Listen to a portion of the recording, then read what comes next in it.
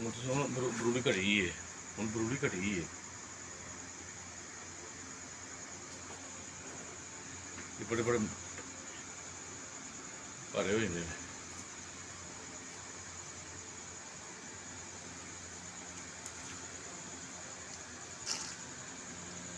ਦੋਵੇਂ ਪਾਸੇ ਜਾਣੇ ਨੇ, ਹੈ ਦੋਨੋਂ ਪਾਸੇ ਨੇ ਜੀ। ਦੋਨੋਂ ਪਾਸੇ ਪੇਟ ਮਤਲਬ ਦੁੱਧ ਲੈ ਕੇ ਚੋਗ ਲਗਿਆ ਥਾਂ ਦੇ ਬਰੂੜੀ ਲੈ ਥਾਂ ਬਰੂੜੀ ਬਣੀ ਥਾਂ ਦੇ ਨਾਲ ਥਾਂ ਸੁੱਜੇ ਨਹੀਂ ਹੋਣਾ ਇਸ ਟਾਈਮ। ਤੇ ਆ ਸੋਈ ਇੱਥੇ ਹੈਗੀ ਹੁਣ ਕੋ ਘੜੀ ਗੱਲ ਕੱਲ ਬੜੀ ਸੀ ਹੋ ਜਾਏ ਰਾਤ ਪੂਰਾ ਖਰਾਬ ਹੈ। ਉਹ ਤੋਂ ਨਹੀਂ ਵੇਆ ਤੂੰ ਨੀਚੇ ਕੀ ਸੋਚੀ ਹੈ ਮੈਂ ਨਹੀਂ ਇਹ ਅਚਾਨਕ ਹੀ ਬਸ ਕੱਲ ਦੇ ਵਿੱਚ ਹੀ ਕੰਮ ਬਣਿਆ ਕੱਲ। ਬੜਾ ਗੰਦਾ ਹੋ ਗਿਆ। ਹਾਂਜੀ ਜਿਹੜੀ ਬਿਮਾਰੀ ਨਹੀਂ ਕਰਾਚੀ ਆਈ, ਆਹੋ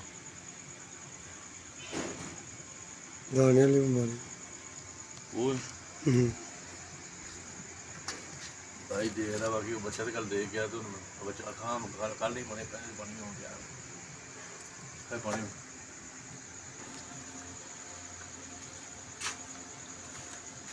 ਅੱਖਾਂ ਲਾਲ ਲਾਲ ਜਿਹੀਆਂ ਹੋਈਆਂ ਨੇ।